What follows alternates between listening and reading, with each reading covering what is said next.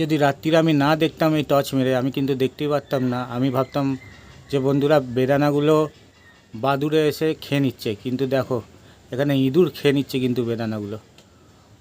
আর মনে হয় বেদানাগুলো বড় হবে না। সবাইকে দেবো ভেবেছিলাম বেদানাগুলো, যারা যারা কমেন্ট করেছিল, আর মনে হচ্ছে তাদেরকে দিতে পারবো না আমি।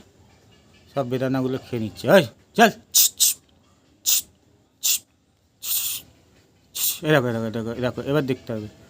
এরকম এরকম এরকম, কত বড় ইঁদুর বন্ধুরা। কোথায় গেল? এই যে এদিক দিয়ে নামবে মনে হয়।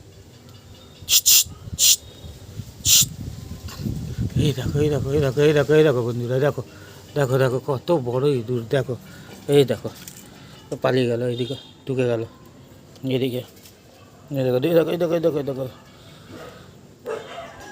তো বন্ধুরা এতদিন জানতাম আমি যে চামচিকি বাদুড়ে বেদানাগুলো খেয়ে নিচ্ছে, নষ্ট করছে, কিন্তু দেখো বন্ধুরা ইঁদুরে বেদানা খেয়ে নিচ্ছে। গাছে উঠে যাচ্ছে ইঁদুর, আর ইঁদুরে বেদানাগুলো সব খেয়ে নিচ্ছে। কেমনভাবে পালালো ভাবছো বন্ধুরা? কোনোদিন ভাবতে পেরেছো যে ইঁদুরে বেদানা খেয়ে নেবে? আমি তো ভাবতেই পারি না যে ইঁদুরে গাছে উঠে বেদানাগুলো খেয়ে নিচ্ছে সব। এবার আমাকে কি করা উচিত প্লিজ একটু তোমরা কমেন্ট করে বলো, কী করে এটাকে তাড়াই, আমি কী করলে ভালো হয়।